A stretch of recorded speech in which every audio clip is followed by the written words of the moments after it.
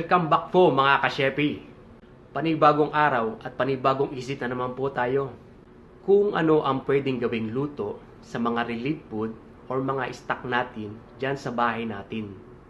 Muli po, ako ay samahan nyo upang maibahagi ko ang lulutuin ko ngayon na talaga namang swak na swak sa pamilya nyo o ang ating mga ingredients. We have 6 to 7 minutes boiled egg marinated in 4 tablespoons of soy sauce or toyo, 1 tablespoon vinegar or suka in any kind, and chopped garlic.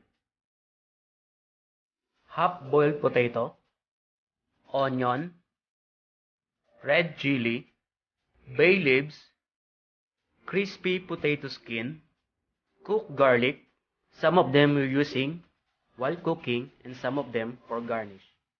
Garlic oil, boiled potato water, boiled egg marination.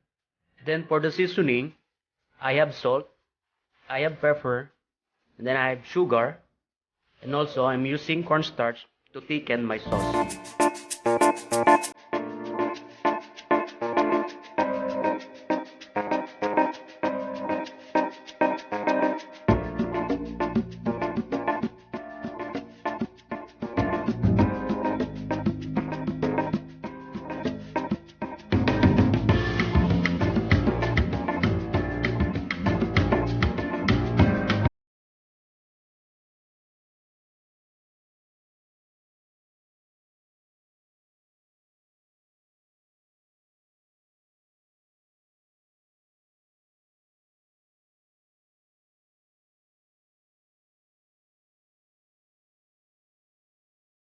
Start to cook mga ka-shepi.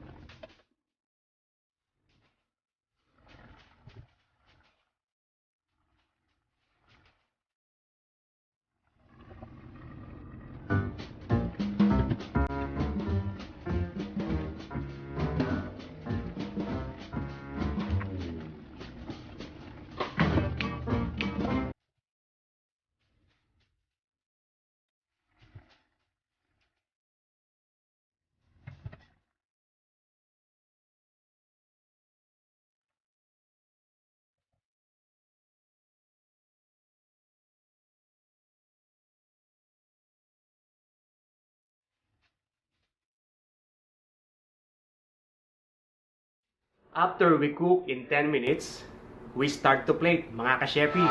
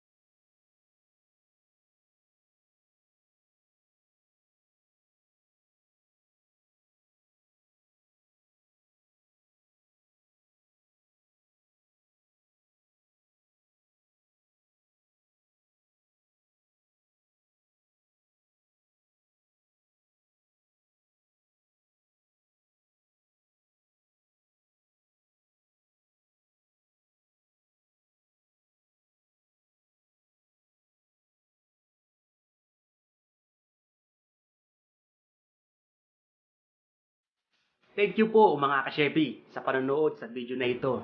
Asahan pa po ninyo, nagagawa ko ng mga video na katulad ng ganito upang hindi na po kayo mahirapan sa pagluluto sa pang-araw-araw ng inyong mga relief food or stock natin dyan sa loob ng bahay nyo. Muli po, stay safe, stay home, and pray to God. Peace.